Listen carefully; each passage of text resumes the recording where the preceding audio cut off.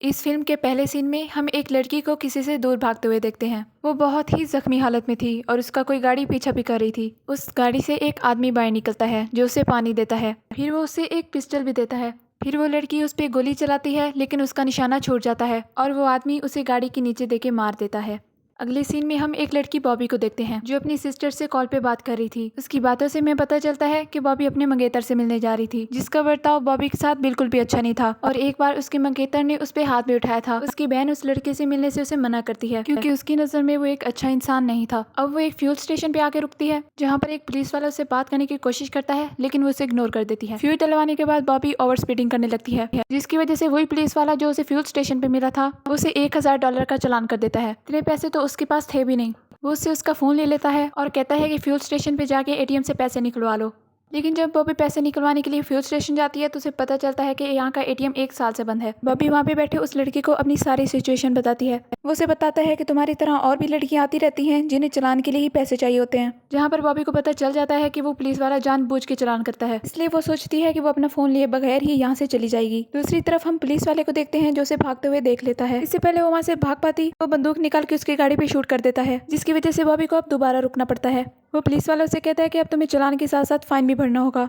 वो बॉबी से कहता है कि तुम्हारा आईडी कार्ड मेरे पास ही रहेगा और तुम जाके पैसे ले आओ। बॉबी किसी और एटीएम की तलाश में निकलती है लेकिन उसे डर लग रहा था क्योंकि उसे पता था कि वो पुलिस वाला अच्छा इंसान नहीं है और उसका ये शक सही भी निकलता है क्योंकि वो उसके टायर पे शूट कर देता है। इसकी वजह से उसकी गाड़ी का बैलेंस बिगड़ जाता है। उसकी इस हरकत से बॉबी बहुत ज्यादा डर चुकी थी, इसलिए वो वहाँ से पैदल ही जाने लगती है। चलते चलते वो एक रेस्टोरेंट में जाके पहुंचती है। वहाँ जाकर वो बहुत होशियारी से किसी के पैसे चुरा लेती है ताकि वो पुलिस वाले से अपनी जान छुड़वा सके। अभी वो वहाँ जाके बैठी ही थी कि उसे दोबारा से पुलिस वाला नजर आता है, जिसकी वजह से वो बहुत घबरा जाती है। घबरा कर वो सबसे पहले अपने मंगेतर को कॉल मिलाती है जो कि उसका यकीन नहीं करता और उसकी कॉल काट देता है। उसके बाद वो अपनी बहन को कॉल मिलाती है। इससे पहले वो सारी बातें अपनी बहन को बताती, वहाँ पे पुलिस वाला आता है, उसकी चीजें वापस करके चला जाता है।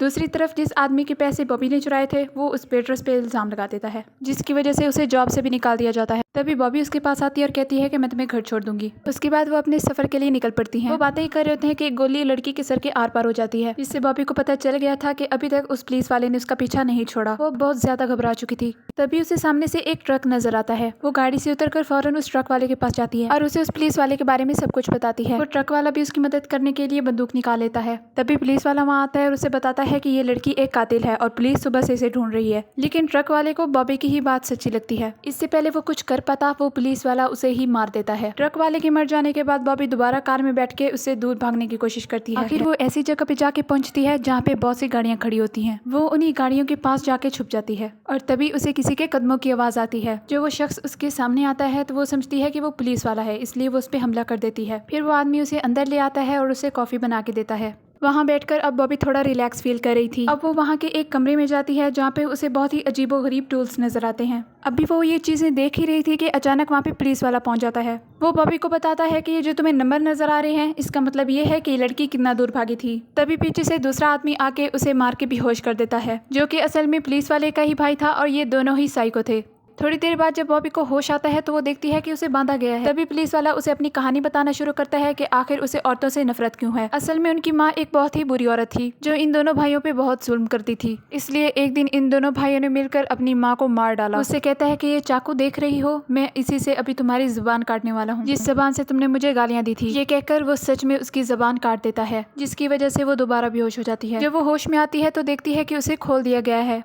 वो देखती है कि अब उस पर कोई नजर नहीं रख रहा, इसलिए वो वहाँ से भाग जाती है। लेकिन वो पुलिस वाला फिर से उसका पीछा करने लगता है। अब बॉबी की हालत बिल्कुल उसी लड़की की हालत की तरह थी जो हमें पहले सीन में दिखाई गई थी। पुलिस वाला बॉबी को भी पानी देता है जो वो नहीं पीती और गिरा देती है। उसे भी एक गन दी जाती है जिसे पुलिस वाले पे चलाने के बजाय वो खुद पे ही चला देती है।